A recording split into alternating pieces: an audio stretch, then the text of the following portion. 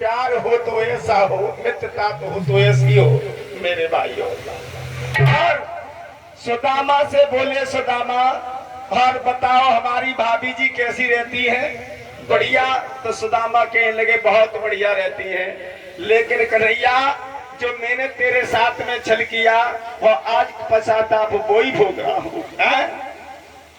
तो सुदामा को नए नए वस्त्र पहनाए हैं और वस्त्र पहना करके राशि उसके बाद में अपनी पटरानियों से कहा है, पटरानियों और तुम इनके लिए भोजन बना के लाओ। मेरे भाइयों आज भोजन बना के लाती है और 36 प्रकार के जब भोजन आ गए हैं तो सुदामा ने सारे भोजनों को इकट्ठा किया और पहुआ गिना टूट करो। और उसके बाद में सुदामा उसका पान करने लगे मेरे भैया। और पान करने के बाद में और भगवान श्याम सुंदर कहने लगे, सुदामा जब बता जब घर से आए तो हमारी भाभी ने तुमको कुछ दिया? तो सुदामा बोले, कन्हैया मेरे पास क्या रखा था सो भाभी ने तुझको दे देती, मेरे पास कुछ नहीं है। तो भगवान फिर सोचने लगे कि ये सुदामा फिर हमसे कपट कर रहा है?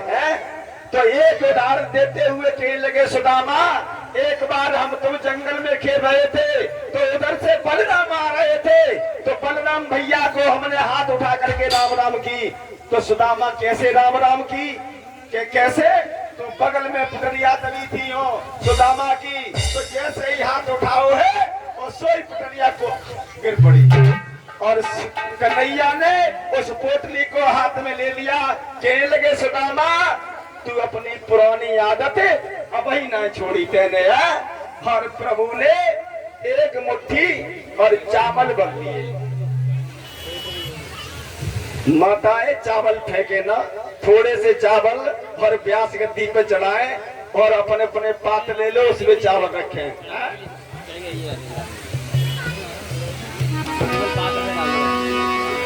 और ताली बजाते हुए भगवान ने जैसे ही एक मुट्ठी भी चावल लिए हैं हर मुखार बिंद में डाले हैं कि श्री कृष्ण जी के नेत्र मिलने सुदामा जी आए।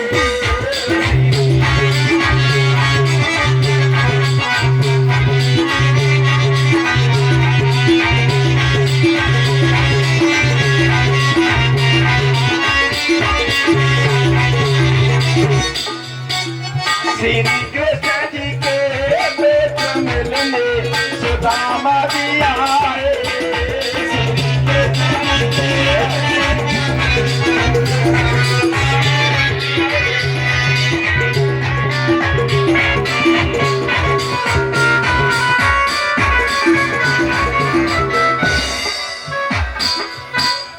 पहली मुट्ठी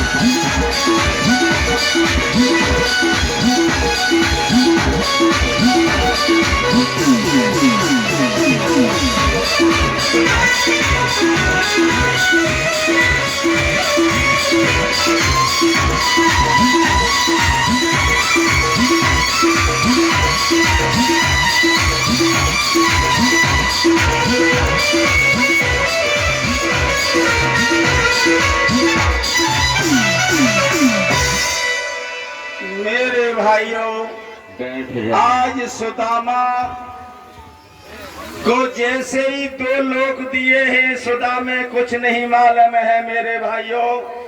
और जैसे ही तीसरा लोग देने के लिए प्रभु जा रहे थे, और उसी समय और रुक्मिणी ने और हाथ पकड़ लिया, प्रभु ये क्या कर रहे हो, तीनों के द्याला 2 लोग तो दे दिए, लेकिन तीसरा लोग भी दे रहे, बताओ हम कहाँ जाएंगे और आप कहाँ रहोगे? कर कमल को साध लिया मेरे